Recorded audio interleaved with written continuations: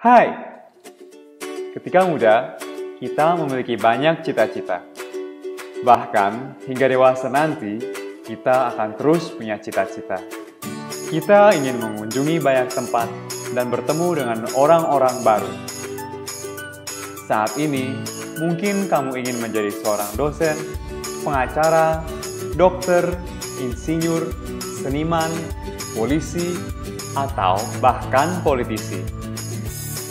Tahukah kamu bahwa Tuhan punya kehendak atas dirimu? Ya, Tuhan punya rencana besar dalam hidupmu.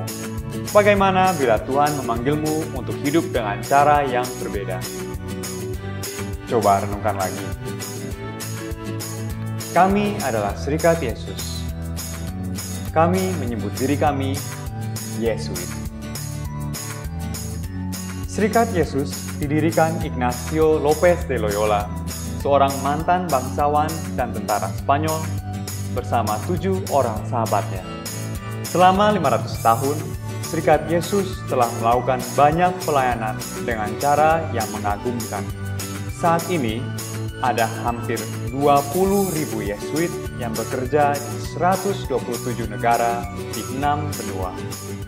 Serikat Yesus menjadi lembaga hidup bakti, imam, dan bruder gereja Katolik terbesar di dunia. Serikat Yesus secara konsisten berkarya penuh untuk pendidikan, kemanusiaan, pelayanan kerohanian, dan ilmu pengetahuan. Kami unik. Kami mendukung dan mendorong setiap Yesuit untuk mengikuti hati nurani dan menjadi dirinya sendiri. Menjadi imam atau bruder Yesuit tidak menghalangi seseorang untuk menjadi seorang pengacara, seniman, atau wartawan.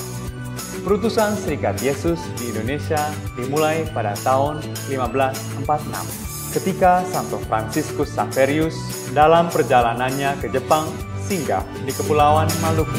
Karya Santo Fransiskus di Kepulauan Maluku dan Sulawesi Utara berlangsung hingga tahun 1689 dan diteruskan oleh misionaris lain. Namun, VOC kemudian melarang para misionaris menjalankan misi. Karya misi Serikat Yesus dimulai kembali pada tahun 1859 ketika para imam Yesuit diundang berkarya bagi pendidikan dan pastoral di Pulau Jawa, Nusa Tenggara Timur, Sulawesi, Kalimantan, dan Sumatera.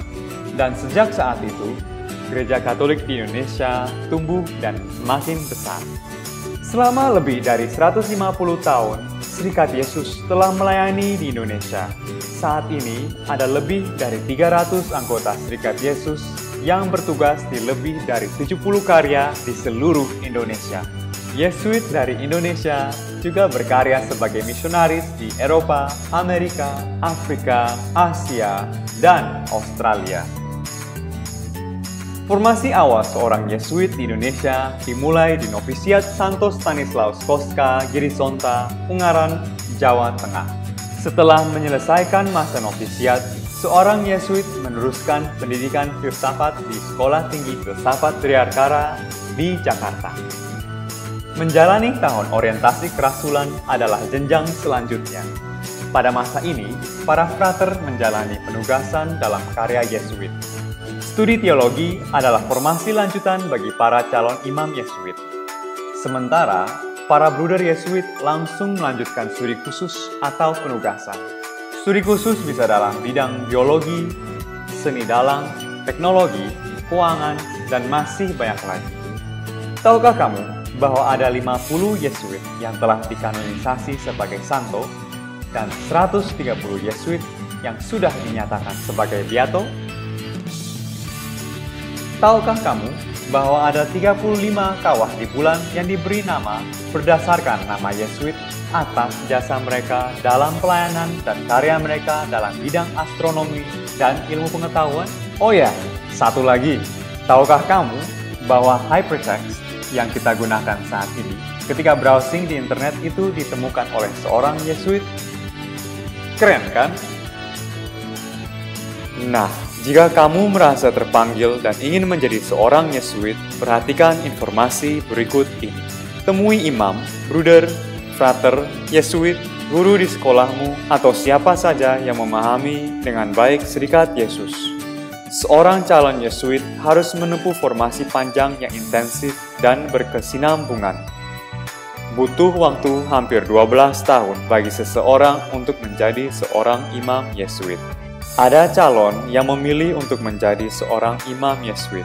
Tugasnya melayani umat melalui perayaan misa dan sakramen lainnya. Ada juga calon yang memilih untuk menjadi seorang bruder. Seorang bruder Yesuit biasanya membaktikan diri untuk pelayanan tertentu. Setelah 2 tahun masa pembinaan di novisiat, calon Yesuit mengikat pendiri mereka ke dalam 3 kaul: kemiskinan, kemurnian, dan ketaatan. Pungkas masa kaul, calon Yesuit melanjutkan studi sesuai hukum kanonik kebutuhan Serikat Yesus dan gereja. Kawan, mari berani bermimpi. Yakinlah, rencana Tuhan selalu lebih indah dari rencana kita. Lagi pula, menjadi seorang Yesuit tidak akan membuatmu kehilangan jati diri. Kamu justru akan menjadi semakin dekat dengan sumber segala kebahagiaan dan cita-cita Tuhan. Tidak perlu buru-buru, kamu bisa menghubungi kami kapan saja. Untuk informasi lebih lanjut, silahkan hubungi kami melalui